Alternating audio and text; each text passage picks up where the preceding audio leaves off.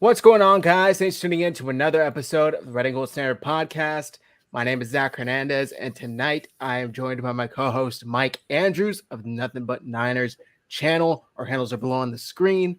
Before I kick it over to Mike, if you guys are tuning in on Twitter, head over to youtube.com/49ers Hive. Join from there so we could see and interact with your comments. If you're commenting on Twitter, we're not ignoring you. We just can't see the comments. So go to youtube.com, it's in the banner, scrolling, and join from there so you can share your thoughts on the 49ers, on this game, on everything you want to share your thoughts on. With all that said, Mike, how are you doing? I am doing great, man. I got to get my football fix out now because I am going to be extremely busy on game day. I'm a little sad about that. This was the game I was supposed to be going to, and then my buddy decided to get married on the 1st, and I'm the best man, so I kind of got to be there. You know what I'm saying? So I got to get my fix out now. I'm hoping like maybe we can get done early, but I really, really doubt that's how it's going to be. The wedding, the reception, and all that stuff. I'm going to miss a lot of the game, but you know, I am excited. I will be sneaking off somewhere and watching from my phone as much as I can. There you go.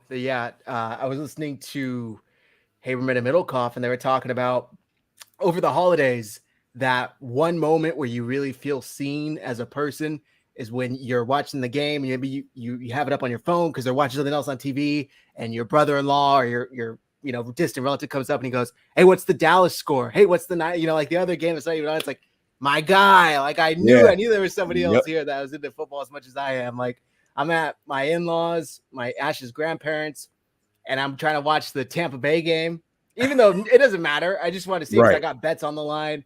And her little brother's coming over, trying to watch SpongeBob. I'm like, does he have to change this right now? Like, and I have it up on my phone. Shout out to YouTube TV. But with that all said, we got a fun show planned for you guys this evening. Hit like, hit subscribe if you guys haven't already. Statistically speaking, most of the guys and girls watching right now are not subscribed. Just found that out. So hit subscribe. It really does support the channel. Like I said, we got a great show planned for you. The 49ers begin the new year in Las Vegas against Las Vegas Raiders. Mike, if I told you 6 months ago, week 17, Brock Purdy versus Jared Stidham, what would your thoughts be? I'd be like, what two teams are you talking about? Because that's not going to be us, right? Damn, we cut Brock and someone else picked him up. You know what I mean? Like, that's what I would have been thinking all along, man. But, things don't always shake out how we expect them to. And, one of the big quotes that I hate hearing, but it makes sense. Like, that's why you play the game. Like you got to see what's going to happen. You got to let it all break down and shake out the way that it's going to. And, I'll be honest with you, man. These last couple of weeks of 49ers football, it's not because we're on a win streak. It's been the most carefree I've watched football in a long time, and I've really enjoyed football. No more like stressing, like when Trey Lance is in, it's like, oh man, I really hope he doesn't mess up. Like we got to make sure that this guy was worth all the picks and all the capital. When Jimmy's in there, it's like, oh man, I hope he doesn't mess up. I hope old Jimmy doesn't show his head again. And now it's like, all right, it's Brock Purdy, Mike. Like you can't have expectations for this kid, and even now, right? Even through all the starts and everything that he's had, I just can't bring myself to have high expectations for anything. I'm just waiting to see what's going to happen. You know what I'm saying? So that's what I'm looking at there. And then as far as the Raiders, man, I don't know what's going on over there. I'm hearing that it's creating some dissension in the locker room. A lot of people aren't happy that you're benching your captain. Not for nothing, but not to make a nautical reference, but the captain's supposed to go down with the ship. You don't pull them out and say, hey, like, look, we're losing. It's a bad season. Like, what if this game had playoff implications in it? Don't tell me that, oh, we don't want to play him because of injuries, right? Like, it technically does, not to cut you off, but it technically does. Right. Like, they're not 100% eliminated yet, right? Yep. So it's like, I mean, what are you guys doing? Like, all right, like, I don't know, man. You go out there, Devontae Adams goes out and says, well, I don't know if I'm jumping ahead. Let me just chill. But I would have never guessed Stidham versus Purdy in a million years. Never. Unless both teams have playoffs well locked up, the number one seeds locked up already, then maybe I would understand it, but we're far from that. So it's pretty incredible. The NFL is proving why it's king. Like, seriously. It really is. And this game is probably still going to be viewed by millions across the country, even though it's the Niners coming in extremely hot, arguably the hottest team in the league, coming off a league best 8-game winning streak. Yeah. And the Raiders just cannot seem to catch a break. I mean, I was watching that game on the way to my mom's house on Christmas Eve, thinking they got this wrapped up against Kenny Pickett and the Steelers. Sure enough, they somehow fumble it. I don't even know what happened. I just checked my phone Right. and the game's lost. And yeah, we can get into this Devontae Adams situation. Let me change the background here. And it's funny while you're pulling that up, right? I was watching the game. I was at my dad's house Christmas Eve. We spent with my father and that side of the family at his house, and we're watching the game. And he's like, "Well, you seem really like into this game. What are you hoping for here?" And I said, "I'll be honest with you. I don't care who wins." I said, "But there's a part of me that doesn't want Mike Tomlin to have a losing season. I like his little streak that he's got going. You know, he's finished 8-8 once or twice, but that's the worst he's ever finished. And like, I just don't want people to all of a sudden flip a switch on him and be like, oh, that's it. This guy's got to go. He's a problem. Like, you know, like, I hope the Steelers have a little bit more patience with him. And he's not quite out of the woods yet. He could still finish with a winning record, or, you know, 9-7, but they have to win out. So, well, it's very interesting, and I'm hoping for the best for him, you know. Yeah. No, I agree 100%. If he could somehow turn that around, man, that just speaks to him even more so as a coach. Right. So I pulled this up. I was looking for the initial post from Devontae Adams. I can't find it. It was something along the lines of, you know, Derek Carr is one of the hardest working, most humble people that I know. And I'm going to ride with him, you know, and if you don't agree with that, then middle finger emoji, you know. Right. And Brandon Ayuk, of all people, I think like SNF on NBC posted or something like that. And Brandon Ayuk goes, "Hey, man, if you feel that way, stand with your guy and sit out this week," which I thought was just hilarious. I mean, how did you take that? Some people took that the wrong way and was like saying that he was like talking shit. I don't know. What do you make of that?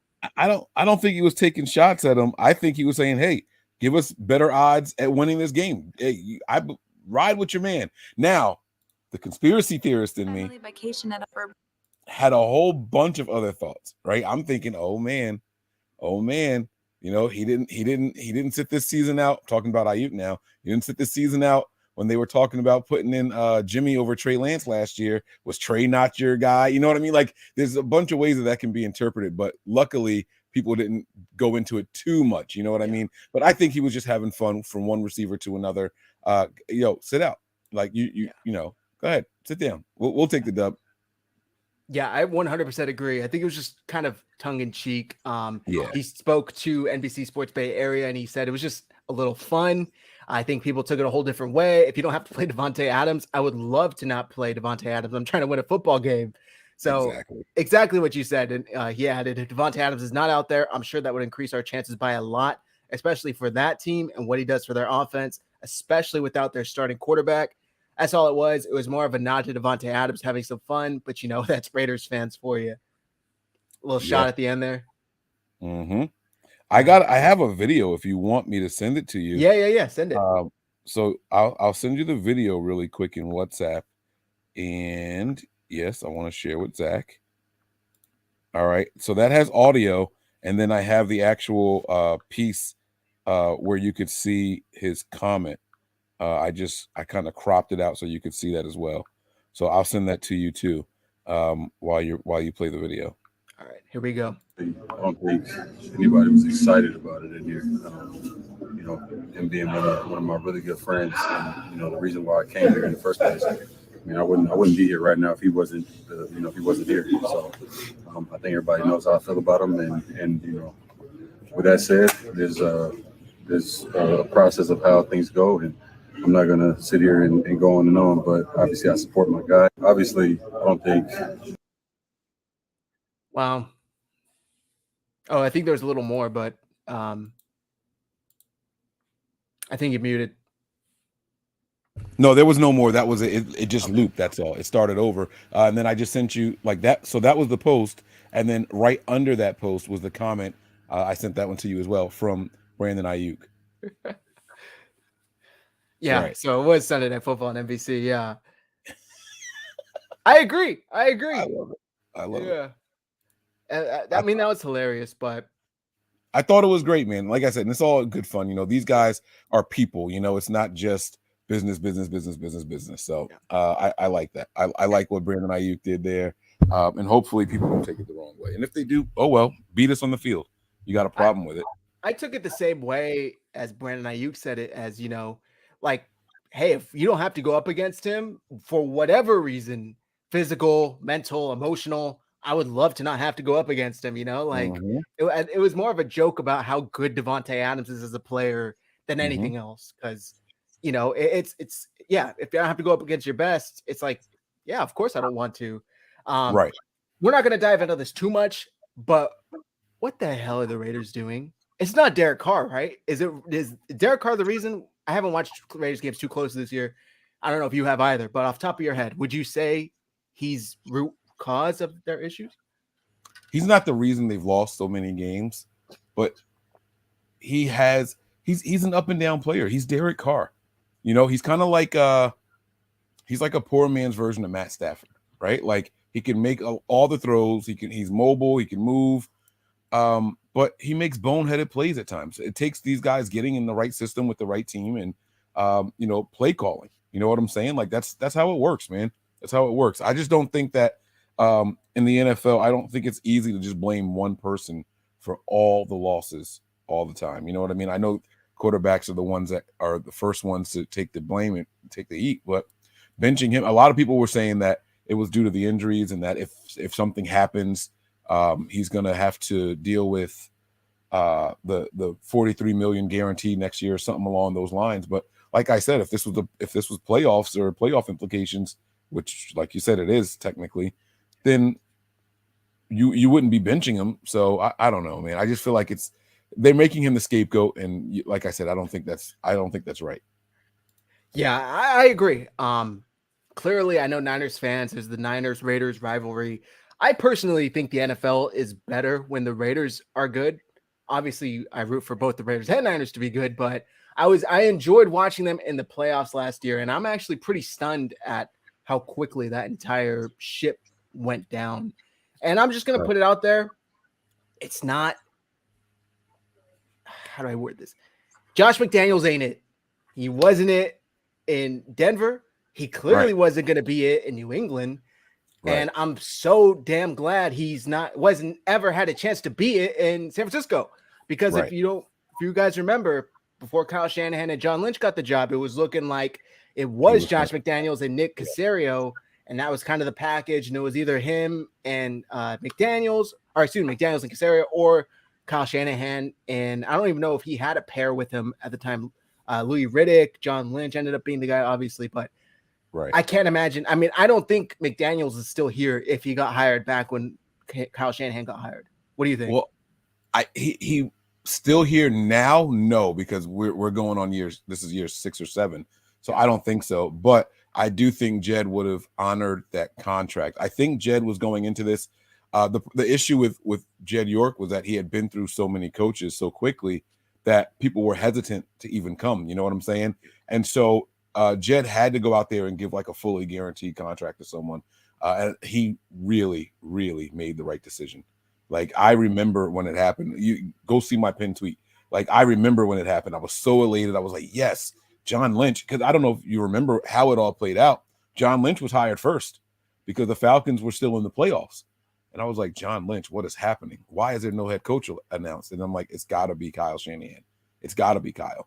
And so I really, really like that. I've been excited about it since. And finally, we're starting to see why it happened. Yep. Also, going back just way back when, a lot of fans didn't like the Kyle Shanahan hire. They blamed the Falcons' loss on him. I still don't understand why Dan Quinn doesn't get any of the blame for that loss. Right. But yeah, a lot of fans didn't like it. Otis is a Raiders fan. He's in here. Thanks for tuning in, brother. He says, my thing is they lost 8 one-score games. You can blame coaching. However, coaches aren't on the field. I totally get that. 100%. I just think you get Derek Carr from being a top 15 quarterback last year. And what happened this year, if it's a son of what it is, you add a guy like Devontae Adams, and he somehow gets worse. And there's a likely chance he regressed, but in my opinion, I'm getting the Wi-Fi signal. I don't know if my Wi-Fi is cutting out. In my opinion, it's got to be the coaching. And it reminds me of the Vikings. Yeah, Ian Sharps is here. Raiders need to talk to the Vikings coach. Reminds me of the Vikings last year. How many games that were one score did they lose? And they were able to. Exactly. They're like 11-0 in one score games. Mm-hmm. You know, and it's like it's weird. Your Wi-Fi was cutting out just a little bit, but you're back and you're good. We can hear everything you're saying. But it's like, you know, I understand Otis's comment there, right? Like, you know, they lost 8 one-score games. You can blame coaching. They aren't on the field. I get that. But play calling and all that is essential in those close games. You know what I'm saying? And like, you can't just, I don't know, maybe part of it is because they lost Darren Waller, but Waller was back in this last game. You know, like you can't, if your team falls apart because they lose one guy, it's the depth has to come into question. Then you got to start talking to the GM. You got to start, you know what I mean? So the team, it's a team loss. It's the team, you know, the team isn't playing well. And that's all it comes down to. Yeah, 100%. We'll wrap it up with this. I think as soon as the players came out and publicly said, we need to keep Rich Bisaccia, who turned a complete dumpster fire into a respectable organization and took them to the playoffs after a ridiculous, PR cycle with John Gruden and all those leaked emails. He was able to salvage that and make the Raiders make the postseason for the first time in how long? Right. And the players come out, publicly support him, and ownership goes, thanks, but no thanks. Yeah. We're going to go with McDaniels. Mm-hmm. That right there showed up everything. It shakes up the organization, you know. It shakes up the organization, and that's, I do have this thing where like players aren't valued enough. It's tongue in cheek, obviously, because like they look at how much money they make, but that's not all the players. That's usually 7 or 8 players on the team making big money. The rest of them are playing for league minimums and things like that. It's I don't know. It's all over the place. It's all over the place. What I find funny too is McDaniels leaves New England, gets the Denver job, is basically laughed out of town, right? Yeah. Like Tim Tebow, first round pick, telling stories of shit reportedly from Denver players, telling stories of shit that never happened, stuff like that. Goes back to New England with his tail tucked between his legs. And then all these years later, people are like, wiped my mind completely clean, fresh memory. Josh McDaniels is the guy. It's like, didn't we learn our lesson? Right. Here? Yeah. Collie, McDaniels or Jeff Saturday? Oh boy. I mean, I'm gonna go with McDaniels because he has experience, like coordinating and things like that. But I mean, you're asking me to choose, like, do I want to stand inside a freezer or do I want to stand inside an oven? Like, I don't want either one. Leave me out of both of them. I'll take the bullet. Thanks for tuning in, man. Good luck with the Raiders. There are a couple questions in here I want to ask you.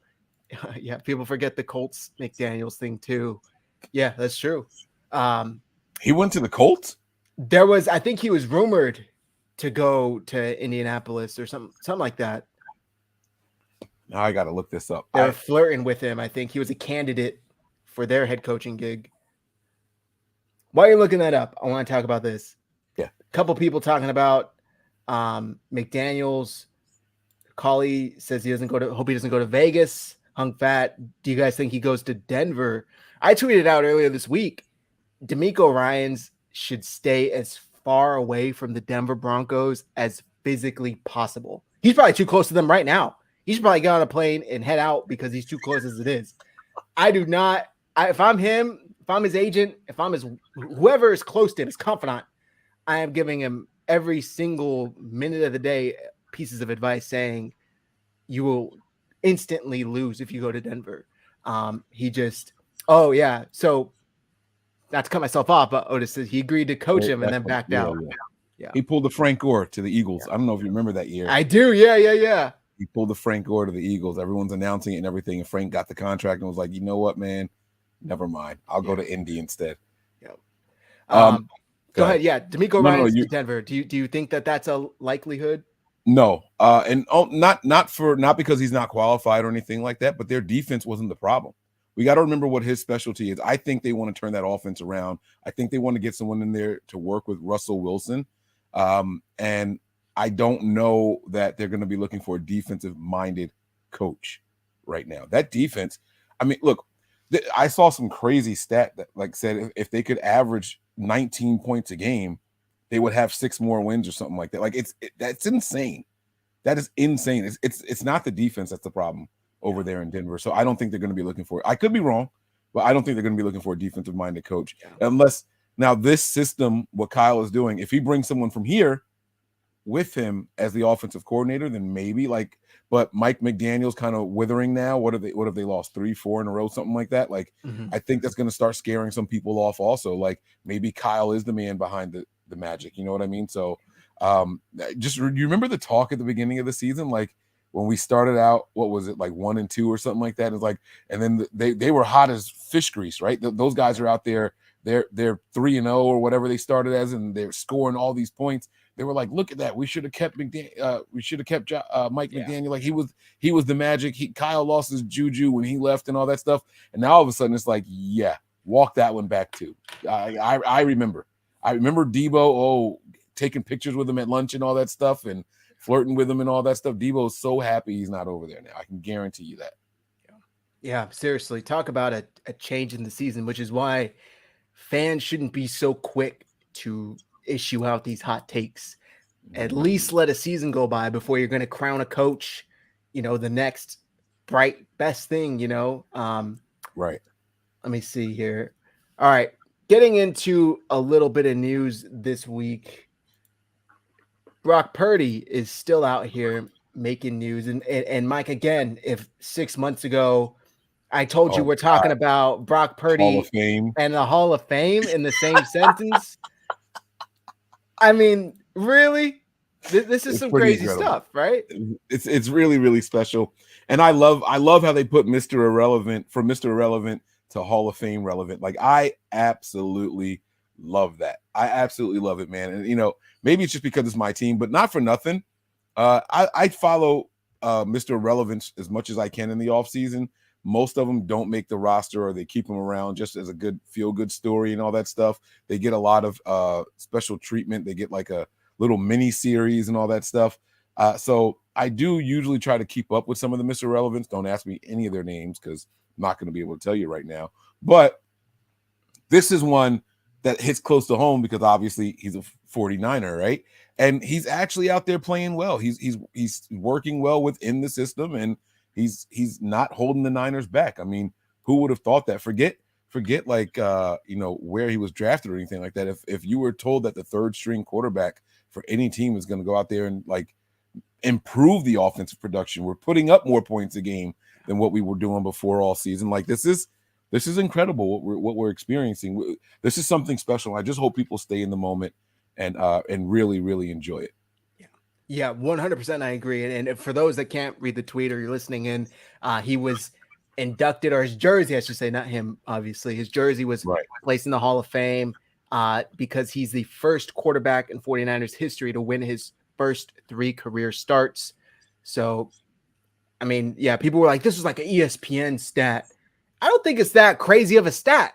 No quarterback for the 49ers have ever won their first 3 starts. Like, that's a pretty basic stat. So, shout out to Brock Purdy. And also, I mean, what the kid's doing, putting up, record quarterback ratings in his first couple of stats, averaging, a little under 200 yards, 2 touchdowns. Like, it really is impressive, especially from basically being an undrafted free agent. I know he was drafted, but it's like, let's be honest, any 7th rounder is basically, hey, we want to have a first choice out of you, an undrafted free agency, instead of having to compete with other teams. We're just going to use a pick on you. So it really is crazy. And again, I know I sound like a broken record here, but no Mr. Irrelevant had ever even completed a pass in an NFL game. And we're talking about, I tweeted this poll out earlier. Haven't looked at the results till now. I asked, how would you say 49ers quarterback Brock Purdy has played compared to Jimmy Garoppolo? And if you could see the results here, Wow. This is crazy stuff. 15% said the same, 83% said better, and only 0.3% said worse. What do you make of this? I don't know who would have said worse, but Some I would Jimmy have. stands. I would have said the same.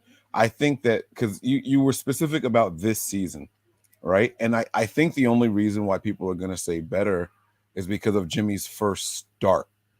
That was the Denver game, and it was terrible, right? Like it was really, really terrible. But he went out there and said, like I didn't have an off season, blah blah blah. And we were like, oh, here come the excuses. Like you've been with this team for 5 years, you don't need an off season. But there is something to getting in the rhythm and being the guy under center all week in practice and things like that. You know what I mean? But Jimmy shook that all off and came back and played really, really well for the 49ers. Very well, really efficient and things like that. So I probably would have voted the same. We have a larger sample size, and Jimmy maintained well longer than just 3 or 4 games, So it remains to be seen. I think we'll get a better idea of these last 2 games of the season, but I would have said the same, but I'm not surprised with the numbers considering, like I said, Jimmy's first start. Yeah, I am. I'm definitely in the better category, in my opinion. When he took over for him in that Dolphins game, I thought, okay, pretty good. I'm very impressed. I think he did roughly what Jimmy Garoppolo would have done in this game. Yeah. And then the next week against Tampa, we're seeing him throw down the field. We're seeing him keep his foot on the gas. We're seeing him using his mobility to make plays, extend plays, beat the blitz. And then I'm like, okay, is this magic? Is this, Bay Area kid, or not Bay Area kid, excuse me, rookie going against the Bay Area kid and Tom Brady? First start, maybe this is some magic here. And then he goes to Seattle on a short week with an injured oblique, still plays well, still throws down the field. And I'm getting a little more sold every more and more I see. And then I see last week in a game where just like Throwing Nice Throwback says here, we couldn't run the football, only rushed for 76 yards, and Christian McCaffrey was a non-factor. You go into halftime 7-7 with a interception that tied things up. Yes, it wasn't your fault, but it still goes down on the stat sheet. There's no asterisk there saying, well, technically Juwan tipped it. No, doesn't matter. And I'm like, how does this kid respond? How is he going to come out at half?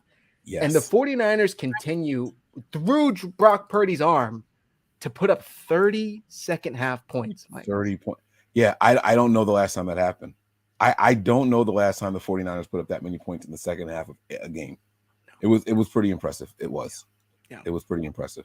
And, that's the most adversity he's faced so far, other than like his first drive after Jimmy got injured. The Niners were trailing when he went in there. But this is the most adversity he's faced. After a whole half, it's a tie game. What are you going to do? Yep. How do you respond? What did they say? The Niners have been doing a phenomenal job. This coaching staff really, really deserves some kind of award. They have kept these guys' heads cool. The second half adjustments have been the best in the league. Like I don't know how else to break it down, man. I mean, we're on an 8-game win streak, and it's not by happenstance. That's tough to do. It is really, really tough to do. Only the second time in Kyle Shanahan's head coaching career, that he's had 8 games in a row. Yep. And the first time was in 2019 when we went to the Super Bowl. 100%. Not only that, but this week he could make it a career best 9-game win streak. And I'm not trying to look too far ahead. I know what happens when you do that, but the 49ers have a realistic shot of ending the year on a 10-game winning streak, ending the regular season on a 10-game winning streak. I mean, talk about hitting your stride and keeping it at the right moment. I have this tweet here from Josh Dubois of the AP, tweeted out on Christmas Eve. Brock Purdy has as many touchdown passes of 25 or more yards this season as Patrick Mahomes, and that's 6. Mike, I think I saw a tweet earlier in the week that he's had 5 more than Jimmy Garoppolo had in his entire tenure with the 49ers. That was 30-yard, 30. That was the tweet that I said was ESPN like stats, like LeBron, how they look for stats to prop up LeBron James, right? So it was specifically touchdown throws over 30+ yards.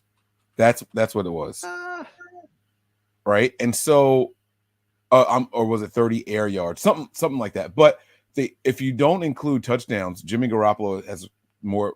He has a lot of 30-yard completions, but it was specifically about touchdowns. And so kind of the same with that stat there, 25 plus yards for touchdowns. And it's pretty cool. Like, people are going out there. The fact that people even stopping to look this kind of stuff up, it tells you what you need to know. Like, they're interested in this kid. Like, is it a fluke, or is he just a product of the system? And both can be true. It can be him. I don't think it's a fluke. I think this kid is just confident, and he operates well within the construct of the offense. Yeah. He's out there and executing the plays the way Kyle wants him to. We'll see. We'll see how it shakes out. I like it, though. I'm really, really excited about it. It's really good. But they got to chill. My biggest issue is all the comparisons that they're making and the stats and the names that they're putting in there. I saw Dan Marino. I saw Patrick Mahomes. Like, this is, guys, you guys got to remember, like, look at these names you guys are putting them in there with, right? And I'm also the person, why not us? But let's see what happens when you really have to put the game on his back. I don't want us to get there. I prefer it to go smooth from here on out. Let's ride this thing to 6, right? But we'll see what happens. Hopefully we never fall behind 2 scores. Hopefully the defense keeps us in games and we can go out there and play Niner football all the way through. Yeah, 100%. I agree. There's this tweet here from Ian Hartitz. Brock Purdy versus Jimmy Garoppolo. PFF passing grade, Purdy 69, Jimmy 69.5. Passer rating, Purdy 103.1, Jimmy 103. Yards per attempt, Purdy 7.9, Jimmy 7.9. Completion rate, Purdy 67.2, Jimmy 67.1. One's getting paid tens of millions. Right. The other. But to your poll question, the answer is the same. I mean, That's fair. Back to your poll question, right? The answer is the same. They are playing, and that includes Jimmy's horrible game against the Denver Broncos. You get what I'm saying? Like, that was a terrible game, and those numbers include that for Jimmy. Yeah, I think the main difference is Brock Purdy sees the field in a way that Jimmy Garoppolo never could and never has with the 49ers. How many times, and Matt and I talked about this on the Commanders postgame show, how many times did we have clips going viral the week after a game of Brandon Ayuk running 20, 30 yards down the field? George Kittle waving his arms 20, 30 yards down the field.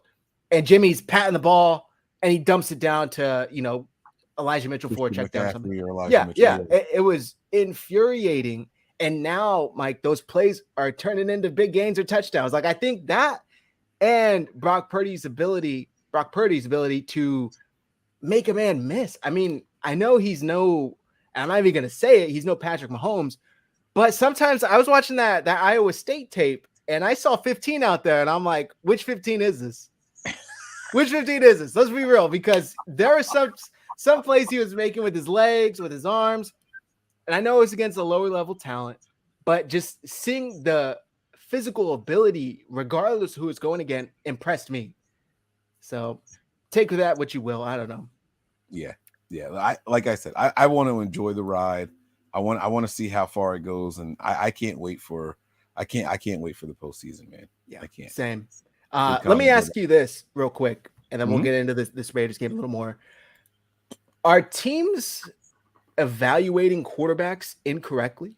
We saw Malik Willis, the only quarterback to be drafted in the first round, and Mike Vrabel just basically pulled the plug on him for the year and started Joshua Dobbs, who had been on the team all of 4 days. Didn't even know the teammates' names. He said, I know their faces. Now I got to match the names.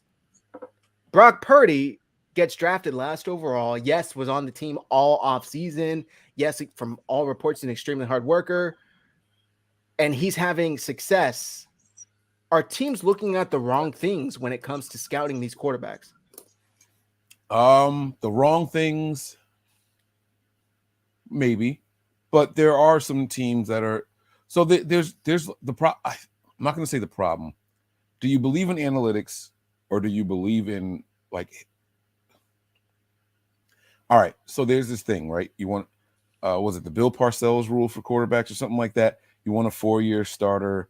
You want a guy that has thrown the ball with more than 1,000 attempts and things like that, right? Like, if you look at these guys, Brock Purdy and Trey Lance are almost like the exact opposite, right? Are we drafting these guys for physical traits and abilities and ceiling, or are you drafting these guys to come in, excuse me, and be good quarterbacks, right? Like just be a good quarterback that we can win with. And I think that right now what we're seeing is the 49ers have a good quarterback that we can win with. And he's he's not a liability. He hasn't shown to be a liability yet. And that's what I like about this kid. That's I think the one stat I would take over him over Jimmy Garoppolo so far, right? Jimmy at times was flat out a liability. Yeah. I remember the postseason games. I remember watching Jimmy saying, I'm not going to say what I was saying, but throwing stuff, being upset about it. You know what I'm saying? Like being completely furious, right? Like those are the things that I was upset about watching Jimmy. And I haven't had one of those moments yet. I had close to one, the play where he retreats to the left, runs down the sideline, does a little spin and throws the ball away. I was flipping out as that's happening. Then he throws it away. I'm like, wow, I can't believe he got that away. And beyond the line of scrimmage, you're like doing all that movement, right? But I don't know that when it comes to picking quarterbacks in the NFL, I don't think the talent evaluators are doing the wrong thing. I think sometimes those calls come from people that aren't necessarily the talent evaluators. I think that's like a GM's gut. That's the head coach's gut. That's the owner's gut. You can look at Kyle Shanahan, for example, and his time there with his dad, Mike Shanahan, in Washington, right? They were saying, hey, Kirk Cousins, right? Like he's more balanced. He can do a little bit of this and that. And then you hear Dan Snyder's like, yeah, but I want RG3. Yeah. You know, and so they were fortunate enough to get both of those guys, but sometimes choosing the quarterback is out of the hands of the talent evaluators. Those area scouts, shout out to Steve Slowick, right? He was the area scout that put Brock Purdy on the 49ers radar. And then you hear Brock Purdy talk this week about how he had a call from the 49ers quarterbacks coach and Brian Griese saying, yeah, we're going to try to get you today. We are going to try to get you today. And he said, he got the call with 3 picks left saying we're going to take you with our next pick. So, I mean, it was these guys get on people's radars, but the picks, it's not that they're being evaluated wrong. It's who's making the pick and why is really what it comes down to. Yeah, I agree with that. And it's the type of stuff. And Melissa, thank you, by the way. Kenny Pickett was the only quarterback taken in the first round, not Malik Willis. Malik Willis was a 3rd round pick. Right. And Kenny Pickett has started some games, hasn't looked anywhere close to what Brock Purdy's looked this year. Let me ask you this, because I agree with you. I think the maybe the local scouts, the guys who are scouting players like Brock Purdy, are doing their job correctly. And it comes down to, these owners and these GMs willing to basically hang their career on a player like that. If we saw granted, I 100% agree, very limited time with Trey Lance. If we saw what we've seen out of Brock Purdy in this stretch, out of Trey Lance, wouldn't we all be crowning him? I think so. I think that's safe to say. If he came in and just, didn't look shook, didn't look rattled and things like that, looked confident, and I think so. I think so. I think so as well. I would be. I mean, I am ecstatic. I would be through the roof. I think I would be. Okay. Let me ask you that same question, but let me flip it. If Brock Purdy wasn't a 7th round pick, Mr. Irrelevant, would you be as impressed with what he's done? Like if he was a 2nd round pick, would you be like, all right, this is part of the course? Like this is what you should get from a 2nd round guy? And still his rookie year? Yeah. Yeah. I would be, because we see at least one rookie quarterback get extended starting playing time per year, I would say. And almost all of them, I think there's one thing that I can contribute to success, and that's whether or not the game appears to move too quickly for them. And I think Brock Purdy, from what I've seen, it just doesn't. Like he's sitting there calm, cool, and collected, and he's able to make plays regardless of what's going on. Yeah, it was pretty cool, right? You sit back and you watch him in the game, and I watch for the same thing. Does he look rushed? No. Does he look too slow? Almost, but no. Right? It's like he's so calm. He's so unbothered by all the chaos going on around him at the line of scrimmage and everything, and behind the line of scrimmage. It's almost like, oh my God, is he going to make the play in time? And it's perfect. It comes out fine, right? Like it's. I don't know, man. It's really, really hard to find something to complain about with this kid. Yeah. I'll be honest with you.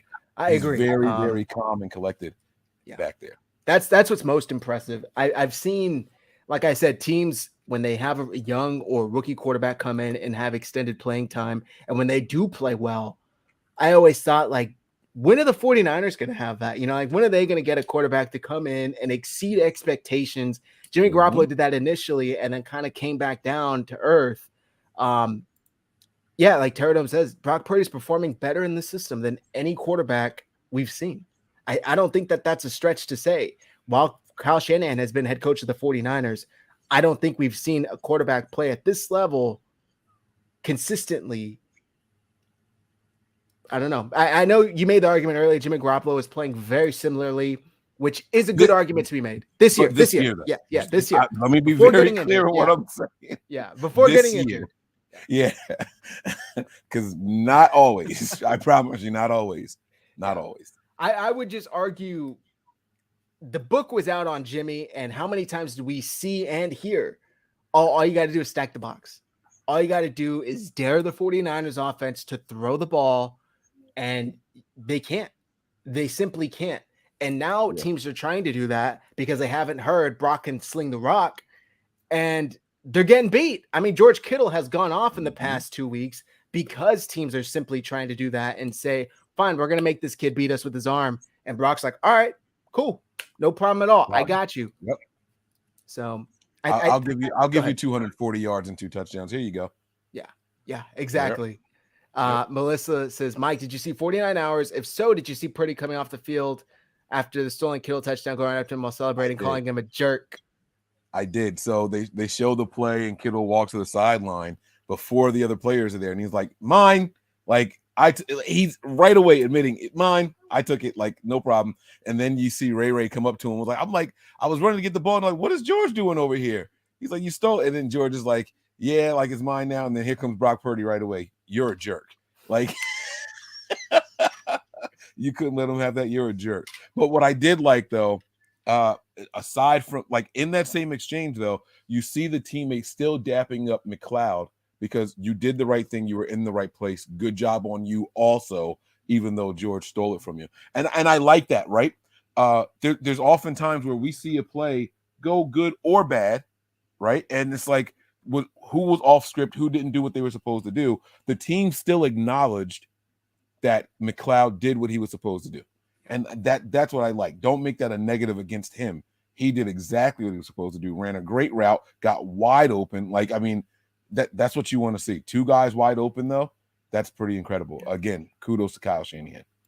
Yeah, as soon as I saw that touchdown, I texted the 49ers Hive group chat, and I said either Kittle or Ray ran the wrong route because there's absolutely no way that play was designed for both of them to be in the same spot at the same time, yeah. And sure enough, they asked Kittle afterwards, and he goes, yeah, basically I saw a big hole, empty grass, and I ran there. Yeah, he was like, my route, I'm running into coverage. He was like, why would I run the coverage? I went the other way where nobody was over there. This is an interesting comment from Terradome. I'll go even better than that. Of the 31 other starting quarterbacks in the NFL, there aren't but 2 or 3 maybe that I'd like to have other than Brock. I'm going to say there's probably at least 8 to 10. In the past, not talking about career-wise, this year, in the past 6 weeks that Brock's played, however long it's been, obviously Mahomes, Allen, Burrow. Do we take Lamar? I mean, probably take Lamar. Fields. I would never mind. I don't want to do this. I'm not gonna participate because I'm not saying you can't. I'm saying I'm gonna shut up. No, that's fine. I just think I agree with the sentiment. I think 2 to 3 is a stretch. A big stretch. Right. Yes. I agree with what you're saying. because my issue is that in order to respond to this, I have to tear down Brock, and I don't want to do that. Like that's not what I'm doing. So I'm just gonna sit this one out. Jimmy Garoppolo is inconsistent, which is a difference from Brock Purdy. That's fair. You fair. can't say that this year. Well, you can't say that this year. I think he was consistently still inconsistent. I think there was still plenty of games where, I mean, how many games, even over that 4-game stretch or however many it was before he got hurt, did he throw a pick that didn't count? Or did he not see the linebacker? Did he make a bonehead play where he missed a wide open player? Like, yes, it wasn't necessarily killing the team, but he was still hurting them in typical Jimmy Garoppolo ways, in my opinion. But yes, oh man, here I go. I sound like I'm caping for this guy.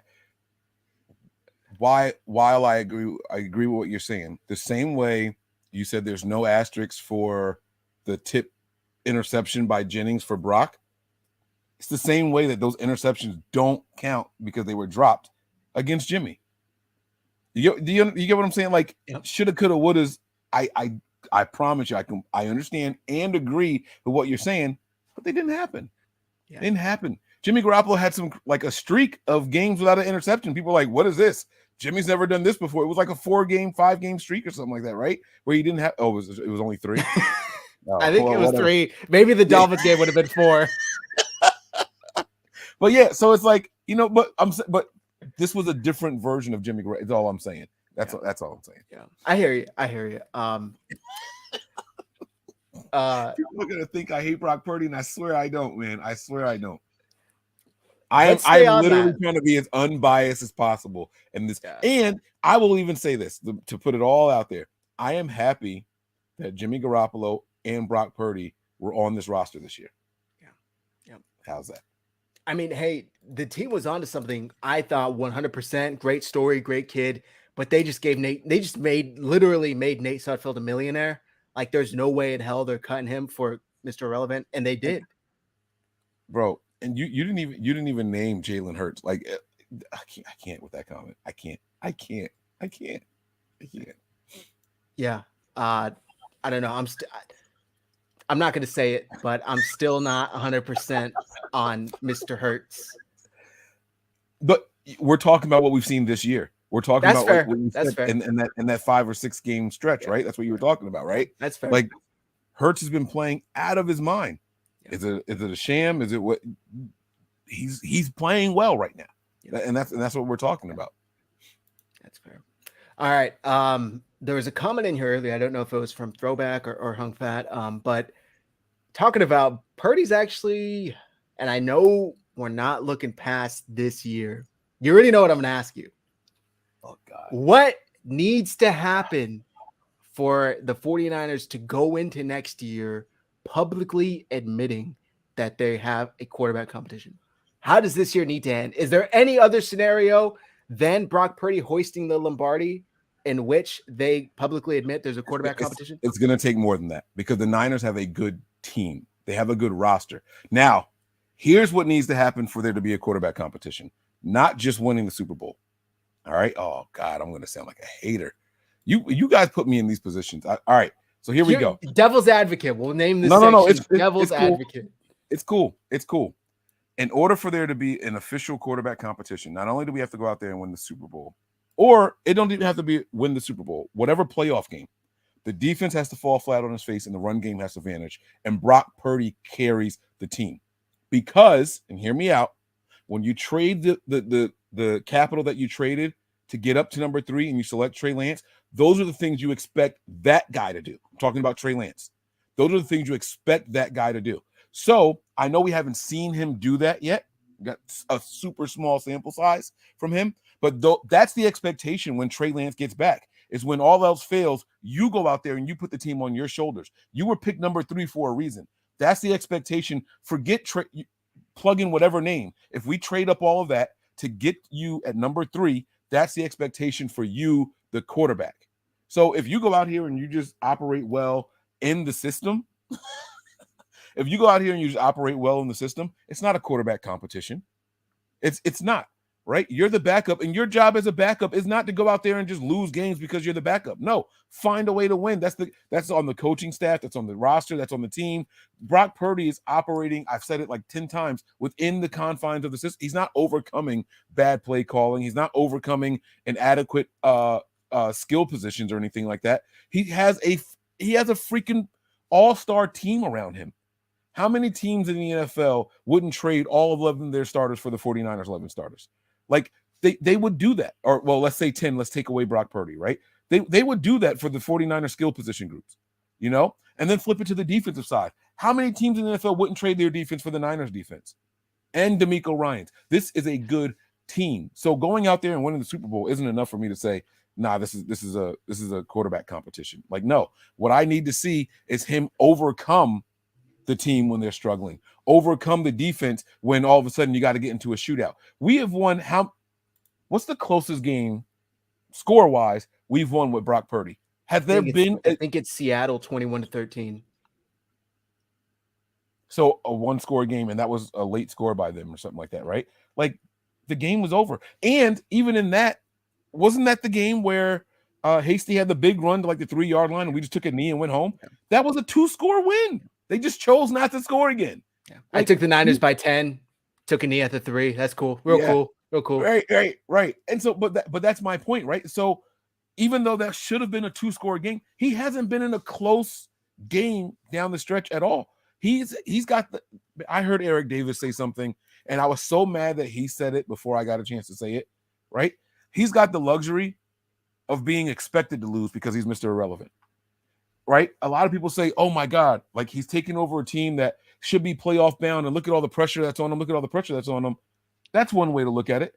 But the flip side is, if he really thinks about it, I'm Mr. Irrelevant. I wasn't even supposed to be on this team. What pressure? They're putting me in here. They're not going to find somebody else to go and get me. Oh, I said Hasty. I meant Mason. I apologize, guys. My bad. Oh, yeah. I said Hasty. I meant, yeah, my bad. Y'all know who I meant, though. But the point still stands. That was a 2-score win.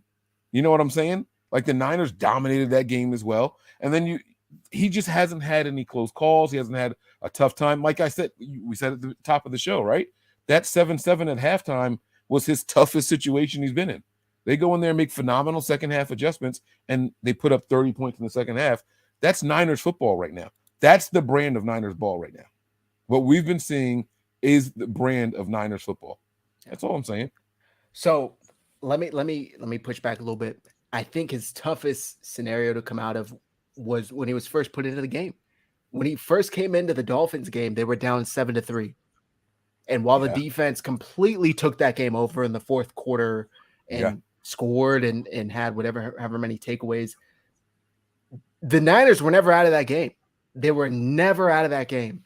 And even as soon as Purdy came in. So I think, and also just to push back on what you said, he would need to basically go above and beyond and carry this team to a Lombardi, which I find would really crazy and really impossible almost to happen.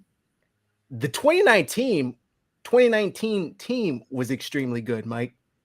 Last year's team was extremely good. You know, really? Listen to me. DeForest Buckner and Eric Armstead in the middle. Richard Sherman, Emmanuel Mosley. Washed up Richard Sherman. Emmanuel Mosley was super inconsistent. They benched Witherspoon. He was super inconsistent. I hear what you're saying. I do. This team is way better than that 2019 team. I agree. I'm not saying it's not. I'm just saying that was a good team. That was a great team, arguably. A really, really good team. Fantastic rushing attack. A dynamic Deebo Samuel that the league hadn't seen before. And Jimmy Garoppolo couldn't do it. Last year, arguably similar team. Yes, bigger weaknesses in the secondary. Deebo Samuel carrying the team single-handedly. But Jimmy Garoppolo couldn't do it then either. So I don't think it's fair to say that now, a year removed from that, the only scenario in which Brock Purdy creates a quarterback competition is if he single-handedly carries the team to a ring. I think if they get a ring with Brock Purdy, I shouldn't say single-handedly because that's maybe mischaracterizing what you said. He's the main reason why they get there and win it. I think if they win it at all, I'm 28 years old. I have never seen the 49ers win a Super Bowl in my life. I have never seen that. So if Not they live, right? not live, no. Yeah, exactly. So if they win a Super Bowl with Brock Purdy for the first time in my lifetime, I can't imagine Kyle Shanahan going to him and saying, "Yo, thanks, kid. Trey, come on." You know, like it's unfathomable to me. You should. I don't think that's the case. I honestly think if they win a Super Bowl, it's Trey's job to win, and it's Brock's job to lose because he proved system quarterback or not. All I did was play point or not. I did what nobody else has been able to do since Kyle's been here. I hear you. And while I agree with you at face, I just want to remind you of that 2000 Ravens team. They won a Super Bowl with Trent Dilfer at quarterback and then cut him in the offseason. Just because you win the Super Bowl doesn't mean shit as a quarterback. Okay, I'm sorry. How many points was that Ravens offense averaging? Do you, off the top of your head, what would you think? 12? No, stop. Stop it. Stop. 14? Stop, I mean, man. Come on. No. My point, okay, I see where you're going with it. But my point is they went in there and said, hey, just don't lose this for us. That's it. If there's nothing there, you take the sack. Or if you can't get to the check down, you take the sack. Like, that's what the instructions were. Now, I do think that there's more on Purdy in this system with this team than there was on Trent Dilfer. So let me be very clear. I'm not saying that they're the same. But what I'm saying is when you have an elite, I'm talking a top, we have a top 5 defense of all time right now. And we're so wrapped up in the Mr. Irrelevant, like it's going over everyone's head. This is probably a top 5 all-time defense. All time, right? And we're talking about Mr. Irrelevant for good reason. But when you have that kind of defense, when you go out and you trade for, and this is another thing too, like the competition and all that stuff, what would Trey Lance have looked like if Christian McCaffrey was on this roster? We've never seen him play with him. We've never seen him play with Debo, Brandon Ayuk, and George Kittle. No one's even talking about that. Someone's always missing when Trey Lance is in there. So I get it. I completely understand. I get the emotions of it. And I understand why you say if we win the Super Bowl, it's going to be hard to let him go. That's exactly why Jimmy has the fans that he has. Jimmy got us to the Super Bowl. Jimmy got us to the Super Bowl. I'm just telling you that's why the Jimmy stands. But I hear you. I hear you. But any logical person, including any coach, half worth their salt, would laugh in somebody's face if they were said Jimmy Garoppolo and great one 765 Ravens average 20.8 points per game. Right. I think and now the Niners are averaging close to 30. Am I wrong? Yes, they are averaging close to. No, you're absolutely right with Purdy. And that's what I was saying though about the Denver Broncos. If they could just average, what is happening? I think you're cutting up a bit. I don't know if it's me or you. Am I back now? Can you hear me? Kinda. I can hear you. I can't see you. My signal. All right. What about now? It's a little better. It's a little better. Uh-oh. You got some. Okay. All right. Yeah. While Mike all right, gets Bug, do me a favor. Sort situated. I'll talk for a little bit. Mike, go ahead and get situated. Yellow wire over there. I just think that the 49ers aren't asking Brock not to lose it. They are allowing him to win it. Like they're allowing him to throw deep. They are allowing him to keep his foot on the gas pedal. And just like you told me to start the show, this is the most comfortable you've ever been watching 49ers games. Every single time I've watched the 49ers for the past couple of years, I am fucking terrified. I'm like on the edge of my seat. I'm sweating bullets. Like they were winning 3-point games, 6-point games, 1-score games. They're winning comfortably, and they're not winning 20-12 games. They're not winning 14-9. They're not winning, 17-13. They're winning by 2 scores. Like it's stuff that we haven't seen since Kyle Shanahan has been head coach. So I just think it's It's got to be something here, in my opinion. It's got to be something here with Brock Purdy. Are you back? Yeah. I'm gonna. Yeah, I'm good. I'm. Uh-oh. Right after he said he's good, he pops out. All right. It's all good. We'll get Mike back in here right now, I'm sure. I don't know, guys. Tell me if I'm tripping. Am I tripping if the 49ers win one with Brock? And I know we don't even like to get ahead of ourselves, but if they get that far, can they really tell him thanks? But, all right, he's back. Are we good? Can you hear me? Yeah, you're good now. Everything's perfect now. All right. I have no idea what was going on. It was like you've been removed from the stream, and then it was like click here to join again. So I missed something. I missed something that you were saying, but no, my point was that we haven't seen Brock overcome the system or defy a broken play. We've seen him escape the pocket. We've seen him make some throws outside the pocket, right? I don't know that that's necessarily overcoming the system, if that makes any sense. That's all. I just don't think that you can just say, all right, it's a quarterback competition. You gave up too much for Trey Lance. And not for nothing, with the way this defense is playing, with the addition of Christian McCaffrey, I have all the confidence in the world that Trey Lance can go out here and do exactly what Brock Purdy's been doing, and gives you some more options with his legs and his arm strength. That's all I'm saying. Now, decision making, we know that they read the field similarly, right? You talked about that earlier, where you see people jumping up and down doing jumping jacks trying to get Jimmy's attention. You didn't have that problem with Trey Lance. You know what I'm saying? Y'all got jokes. All right, I'm not gonna say nothing because this ain't my show, but my internet's fine. Damn it! All right, I am sitting less than 3 feet away from my router. All right, and I was on the 5G network. I tethered in right now, but whatever. All right. So see, and this is what I'm saying, Raphael. Why I always sound like a hate. This is why I don't want to get in these conversations, because I'm happy with Purdy. No. I appreciate it. Zach specifically asked me, Raphael, what would it take for this to be a quarterback competition? And I'm saying going out there, 235 yards, 2 touchdowns, and interception in the Super Bowl isn't going to cut it for me. That's all I'm. Mike's home. All right, I'm done. I'm not fucking with none of y'all no more. I'm done. Whatever, man. Whatever. I'm not a pessimist. He asked me a very specific question. God dang. All right. So how do people ignore the context only when I'm talking? Yeah, I don't know, but I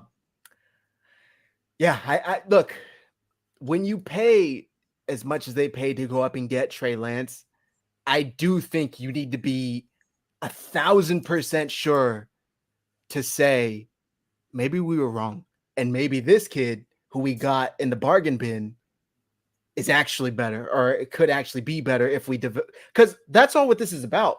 Who are we going to put 100% of our resources behind and rock with moving forward?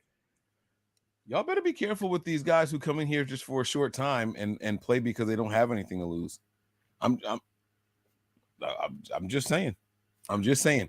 Brock has nothing to lose right now. Trey Lance has everything to lose.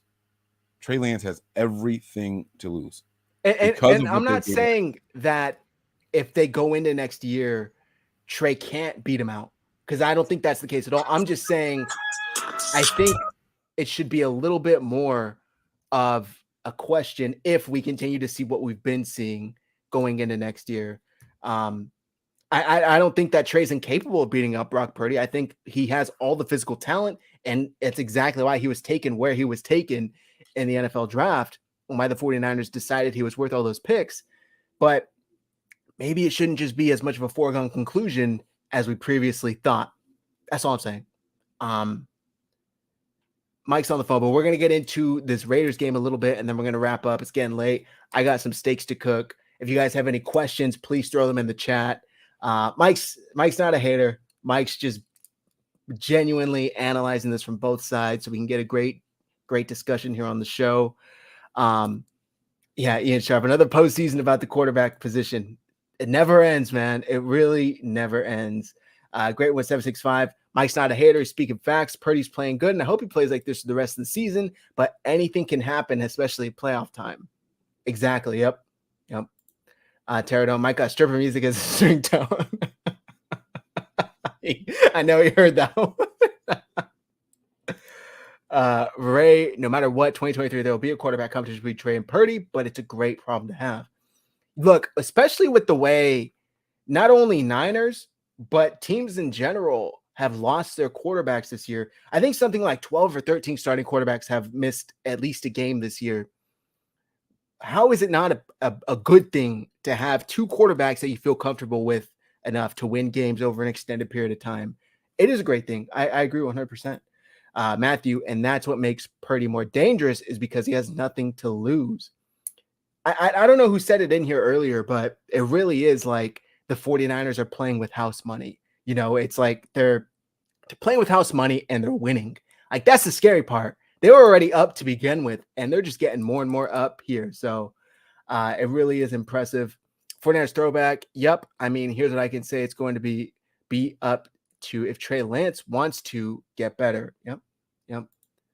All right. Let me see. We just saying if he wins a chip, he should stay quarterback. Yep. I agree. Mike's got to take this. He'll be right back. And Purdy is cheap. That's a crazy part. I mean, they're both cheap, but yes, Purdy is cheaper than Lance is. So we'll see. This is just a crazy year. And as a 49ers content creator, I couldn't be more thankful. I really couldn't, because it's just like, I don't even have to sit here at my desk and try and come up with these topics. Like the 49ers just are throwing them out at us themselves. So I appreciate it. And hopefully it continues to be a good thing. How do you guys think? Comment in the chat. How do you guys think this game will go? Do you think the 49ers will win it comfortably? Do you think, yeah, shout out Terradome. Hit the like and subscribe button. Appreciate it. Matt is at work. He had to work like half this week straight. So he's working at the hospital. So he'll be tough. He'll be free tomorrow. So he might be on here for the post game. So come back for that.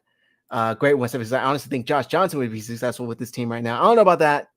Maybe, but Josh Johnson been in the league since Harbaugh was the coach. So maybe. Acebra, how about Huff? Not this playing. How about Huff play not the same lately? Yeah, he's been getting exposed out there. I think maybe we crowned him a little too soon. There are things he can certainly fix, but it's definitely concerning going into the time of the year where one blown coverage is the difference between winning and losing and not moving on.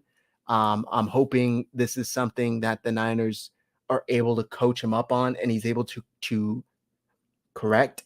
I think either Matt and I or Mike and I talked about it last, and we were saying earlier in the year, his gambles were paying off, and the last couple of weeks, they haven't been paying off.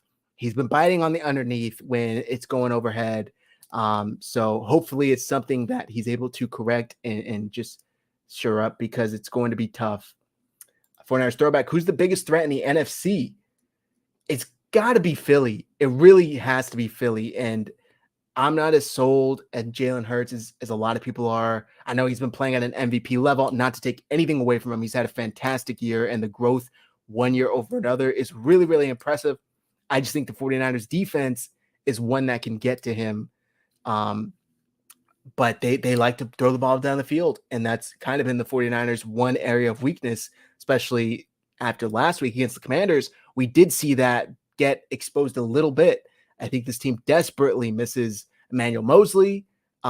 Mooney can't stay in games 100% in the last couple of weeks, so it could be a big problem for them moving forward. And I'm going to throw the Vikings out there, even though I know you guys are going to laugh at me. Kirk is Kirk, but as any team that has Justin Jefferson playing at the level he's playing at is a legitimate threat. Mike, welcome back to the show. We were just talking about the biggest threats in the NFC.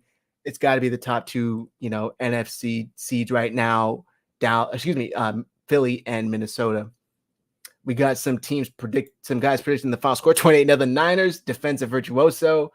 Ace for if they don't go game New Year's Eve, we should win and cover. Cowgirls are frauds, 3-score win. We're feeling confident in the chat tonight. 49ers 34, Traders 6, a business type of win. 42-7 49ers. That's me being nice as Melissa. Kittle 3 touchdowns. Maybe the Kittle streak continues. There is still this last game. Oh no, I guess it is in January. I was gonna say there's one more game in December, but this one's in January. If Brad Johnson and Trent Dilfer can win it all, so can Josh Johnson. That's fair. That's fair. Let me see. Bold prediction. Bosa will have 4 to 5 sacks in this game. He's still got a shot at the record. So I could see it, man, with Jarrett Stidham. Mike, how you doing? You back? I think you're still muted. I'm back. Sorry about that, man. This promotion means that I like the owner is sending me emails while he's on vacation because he's pissed off about something. And that phone call, I guess I didn't respond fast enough. And dun. So all right, but I'm good, man. I'm good. All right. No. You're good. We're gonna be wrapping things up. We got a super chat here from Robert. I say put Jackrabbit on the other side of Travarius. Could they put Janoris Jenkins out there? I mean, they could. It's absolutely a possibility. He's a seasoned vet. I think that's why the Niners went out and got him. He's got some versatility where he can play in the slot and he can play outside if needed. I think we're gonna be okay. The secondary is my biggest concern right now. But saying that your secondary is your biggest concern is because if you had to pick somewhere in the defense that they're vulnerable, that's where you're gonna go. I just got done saying this is the top 5 all-time defense, right? So I mean, we're really nitpicking. I think the 49er fans watch these games so closely that they don't realize just how bad other secondaries are in the NFL. You know, I, for one, during the game was like, oh my God, are we going to cover Dotson at all tonight? And then as soon as we did cover him, boom, McLaurin goes crazy, right? And you sit back and you feel like, oh my God, like the Niners really got worked in the secondary by the Commanders, right? But if you really step back and take a look at the numbers, it wasn't all that. Like the Commanders really didn't go out there and throw the ball all over the place. They had 270 passing yards, but what team against the Niners doesn't throw for almost 250, 300? Because we stop the run. That's what we do well. Most teams are going to get around 300 yards of offense in a game. That's period. So if we're holding teams to less than 100 yards rushing, that's what's going to happen. And they're going to get the ball in the hands of people and they're going to throw the ball around. I don't think the Niners have to worry about too much in that secondary, if we're being completely honest. Yeah. The only thing I'll say is a lot of people were, the Washington Commanders have a fantastic wide receiver duo. That's the only reason why we saw them go off. What do you think happens in the playoffs? You play against the best of the best, like AJ Brown, Justin Jefferson, CeeDee Lamb, like you face the best of the best. So I hope you're right, because it's a big concern for me. But I totally hear you out. When you shut down the run, there's only one other place a team can go. Right. And that requires a team to have a good enough offensive line to hold the quarterback up for 5 to 7 seconds to allow the receivers to get down the field. So we'll see. Yep. Ace brought Big Slime at right tackle playing good. Do we re-sign him?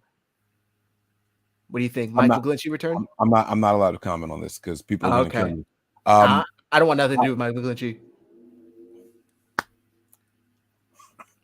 I really encourage people to watch other right tackles in the NFL. I don't think he's bad. I'm tired of him I'm tired of him as a human being. Do you know what the 2 complaints about Mike McGlinchey were last week? Probably the false start and maybe looking dumb. The 2 false starts, period. He's not getting his quarterback hit. He's not getting the quarterback killed. It's false starts, right? And then it was, oh, well, we were in scoring position. We got 6 points after those 2 false starts. We still got field goals, right?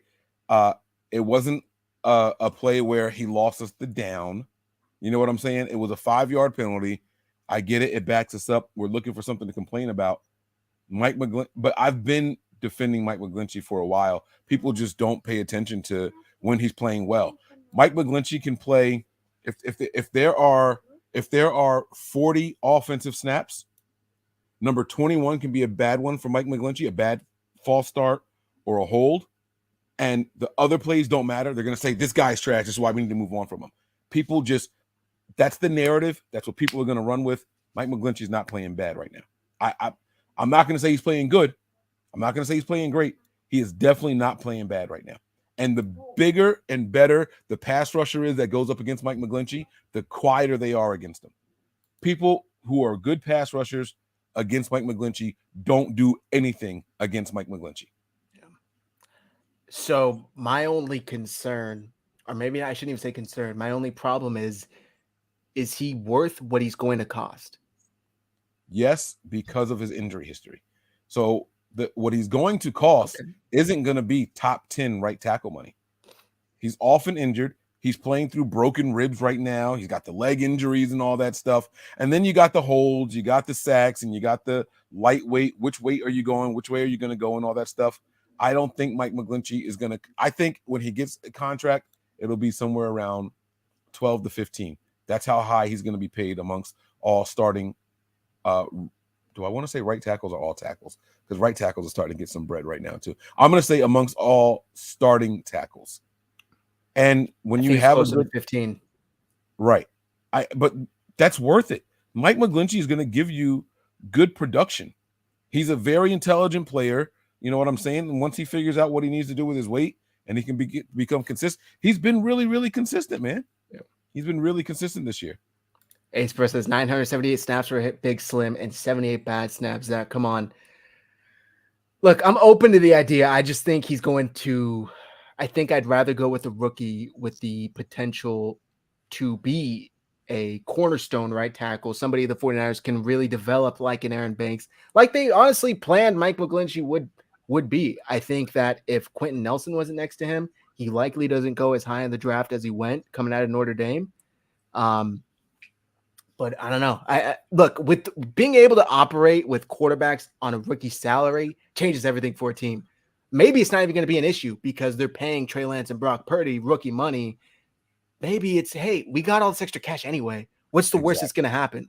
So, you know, the other thing that people need to just slightly consider here is that if a rookie were to come in and allow just one sack a game, are you happy with that production from a rookie at right tackle? I mean, or obviously or not. A free agent? Just one sack a game. That's a lot. That's 17 sacks a year. I mean, okay. What about 9 sacks a year? From a rookie? From a rookie. It would depend how he's looking. How many sacks do you think Mike McGlinchey has allowed this year? I bet you're surprised by the answer. 4? I bet you're surprised by the answer. How many? I don't know. I'm about to look it up right now. Okay, look it up. And that's kind of my point, right? So it's like I don't think people are really looking at it the way that they should. And that's what I'm saying. Mike McGlinchey has allowed a total of 5 sacks this season. And they're saying, so it says sacks allowed 5, right? But everybody has a different scoring system. This is based off of PFF, just so you guys are clear. He's only allowed 5 sacks this year. You think a rookie is going to come in here and do better than that? Well, I don't know why we're saying a rookie. I mean, I think if you can get another player that can eventually be better than that, then yeah, you aim to bring up and develop a tackle that can be better than that, even if he's not better than that in year 1. That's all I'm saying. Teams' best pass rushers usually line up on the right tackle. Yeah. They don't put them on the left tackle. The left tackle is a good one in the NFL. The right tackle is supposed to be the bad one. And this guy's only he's I don't know. I don't know. I don't know what people expect from him. Mike McGlinchey has to be flawless for 17 straight games for people to get off his back. I think it's just it's the bone. We're mad about 2 5-yard penalties. Trent Williams has more false starts this year than Mike McGlinchey. No one talks about it because, well, Mike, you can't say that's Trent Williams, though. Look at what else he does. Look at what else it doesn't make any sense to me. Nah, Trent's been a little jumpy this year. It does. It's noticeable. I think it's just the moments when he's had the penalty. That's it. Recently, like you said, those 2 scoring opportunities didn't kill the drives necessarily. Did it hurt? Yes. Right. It did hurt. Right. I think Mike McGlinchey I've seen too many videos of him being tossed around like a rag doll for me to feel comfortable with him moving forward. I get it. I do understand that. But I will tell you this: I haven't seen any DBs blow him over this year. Pause. That's true. I haven't seen any blow him over this year, and I'm looking for improvement. And considering the injuries he's playing with, there were a lot of people that didn't think he was going to play football again after that leg injury, and now you couple that with the ribs. I don't personally, I'm proud of him. I like that he's endured, and I like that he's overcome and fighting through the pain and all that stuff, you know. And I don't know. I guess I find a little bit of a, you know, like, and again, I do have a bias. Like I said, his family lives right down the street. Like, I have a bias. You know what I'm saying? Like, he's a local guy. His name is Mike. I have a bias, and I don't think he's. Do you root for all Mikes? That was an interesting tidbit to throw in. Why you root for because the people that are watching that watch my show, they know that I like anybody from Jersey, right? I big up my Jersey guys, and I do have a thing for guys. You know, that sounded bad, but Mike's. You got a thing for Mike's. I do support my Mikes when I get a chance. You know, I go to Jersey Mike's sub place because it's called Jersey Mike's. I mean, it's got Jersey and Mike's in the title. Like, what, you know, what am I doing? Yeah. Mike White. That's right. Big Papa, right? He remembers, right? I was like the biggest Mike White proponent, and he's from Jersey. You know what I'm saying? But I just don't think that people fairly judge Mike McGlinchey. He does have a negative. You say his name amongst 49er fans, and there's a negative connotation. It immediately pops into your mind, right? It's just instant. You know what I'm saying? And I think that they're watching, waiting for him to make a mistake, as opposed to, damn, I didn't get mad at Mike McGlinchey at all game. If the worst thing he does is gives me a false start, I'll take that 1,000,000 times a day. Well, not 1,000,000 false starts, but I'm saying if that's the worst thing he does, I'll take that all the time. Yeah. And believe it or not, I've never seen Magic Mike. I heard there was a part 2 to that also. All right. Gosh, there's something I was going to ask you, but you know what? Have we talked about the Raiders game at all? We talked a little bit about it. Let's wrap this show up. I got some steaks waiting for me to grill. Nice. What we can get into offensive, defensive, but before we do, we got to shout out this show's sponsor, which of course is Mybookie. Let me pull this up. There you go. It's on the screen now. Guys, we all watch football. We all love football. Why don't you start getting paid for something you're already doing, right? We know sports. Might as well play some bets. Right now, the website's on the screen below, Mybookie.ag. You can sign up with our promo code Hive, that's Hive, and take advantage of our double deposit bonus on any first deposit of $50 or more. You can bet single game spreads, multi-game parlays. There's nothing like the feeling of watching the last game on a 6-game parlay bet, man. It's exhilarating, and it makes football all that much more fun. I tell you what, I'm going to make your viewers a special deal right now. If you guys go out and sign up for this right now, send a screenshot to Zach. All right.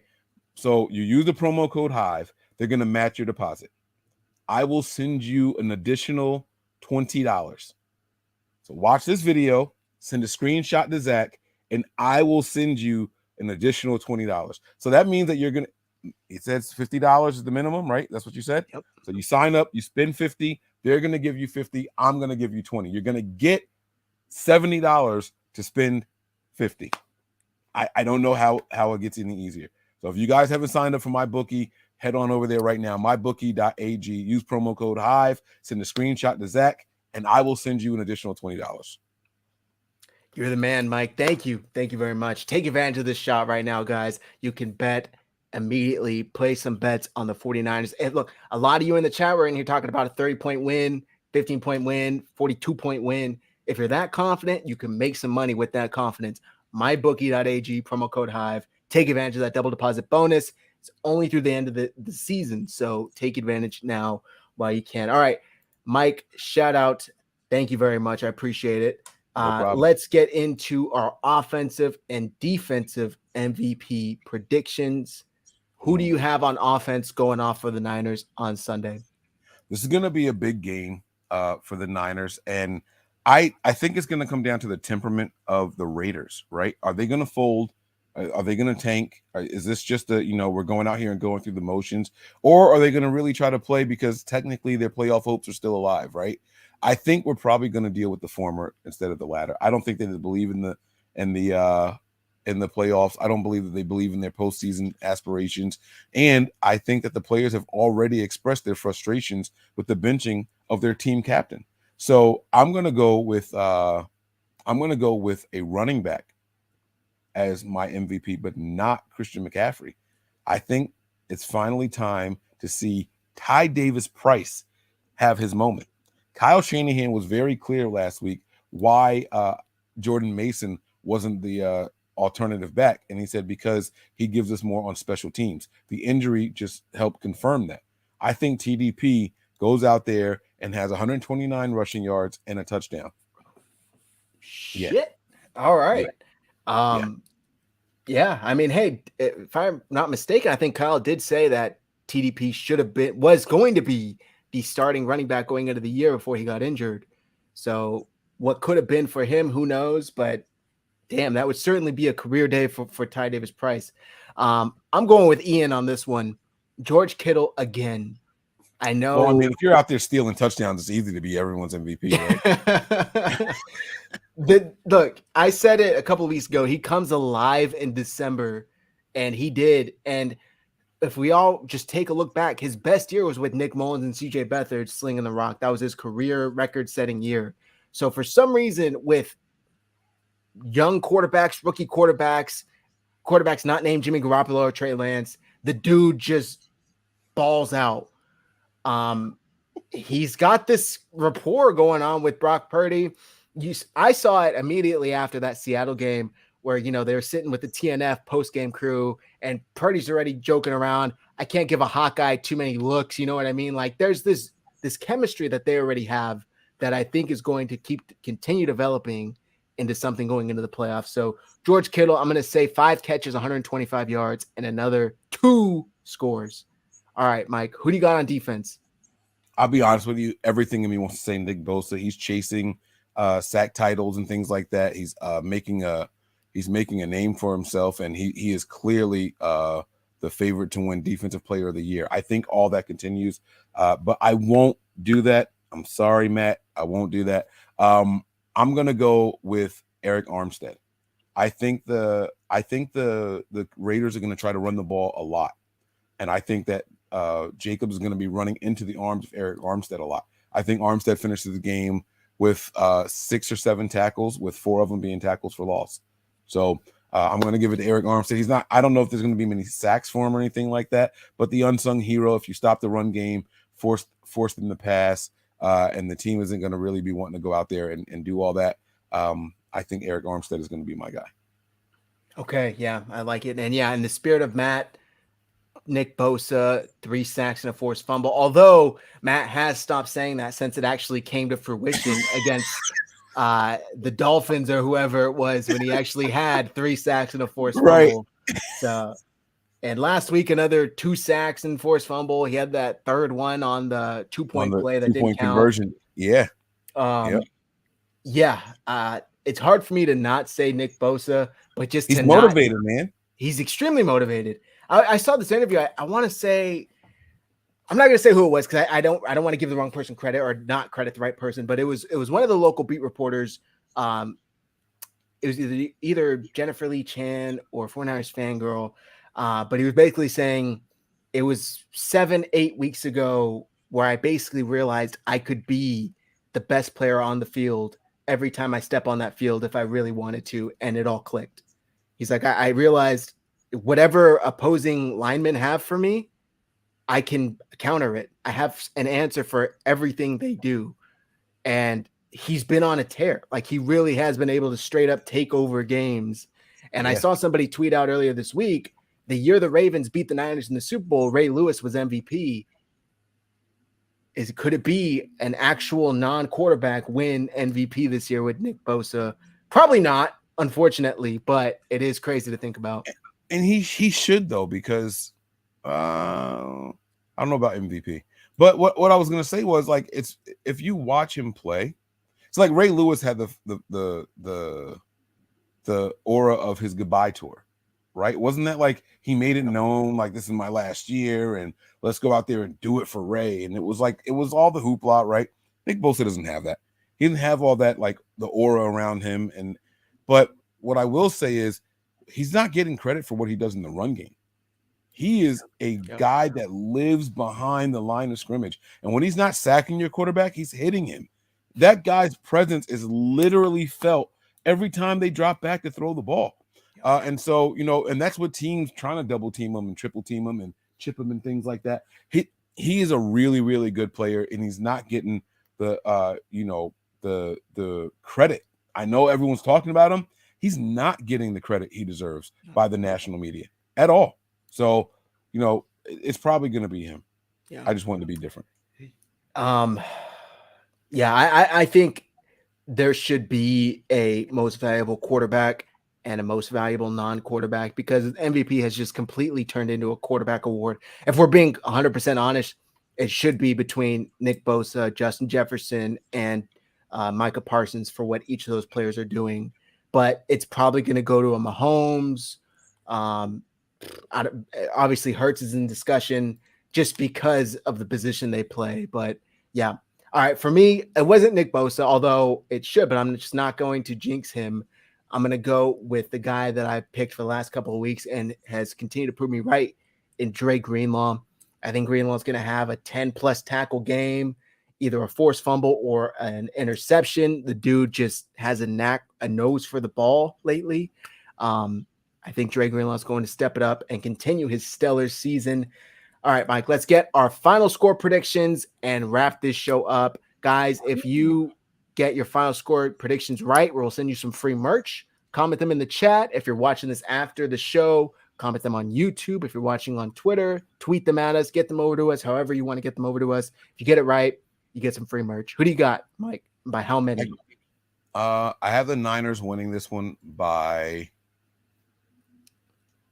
21. But not the way that most people think. I think it's going to be a relatively low-scoring game. I'm going to go 24-3, 49ers. 24-3. Okay. All right. I have Niners 28-7. Oh, so you got I got 21 as well. Yeah. That's why I laughed when you said 21. I just think funny. The Raiders are going to struggle to move the ball. You were spot on. Josh Jacobs, they're probably going to rely on him heavily. Yeah.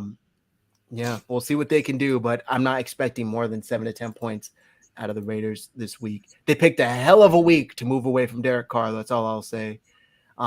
Guys, thank you very much for tuning in. Mike, I'm sure all the folks are already subscribed, but let the folks know where they can find you.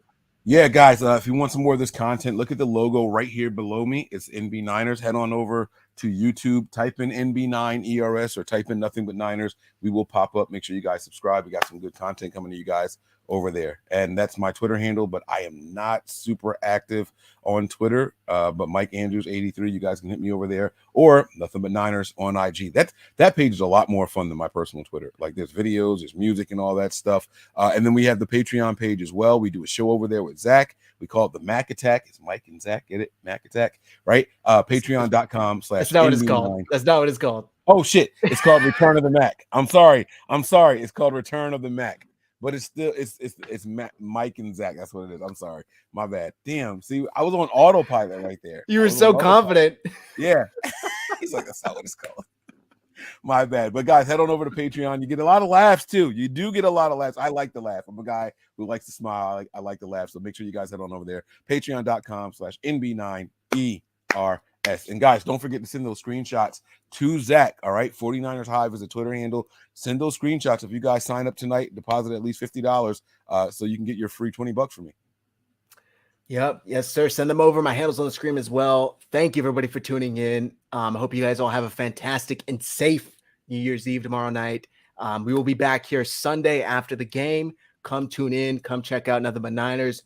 Both of us will have our live shows on. I'm sure you guys already know where to find the content you like. Go ahead, Mike. Please don't drink and drive. It is not worth it. All right. Take an Uber, leave your car where it is. The $20 to get home and $20 to get back to your car the next day is not worth any tickets, any accidents, or anything that you might get into. So please, please, please be very, very safe on this holiday weekend. Yeah. 100%. Well said. With that said, guys, that's going to do it for tonight's show. Again, huge thank you to Mike. It's always a blast having you on Talking Niners. Hit like, hit subscribe, go subscribe to Nothing But Niners. Give Mike a follow on Twitter. Give us a follow on Twitter. I think Red and Gold Center Podcast is almost at 1,000 followers on Twitter. So we're going to have to do some sort of giveaway or something when we reach that. I appreciate all you guys, like I said, for tuning in. Have a great night and a safe New Year's. We will see you Sunday. Until then, guys, go Niners. Peace.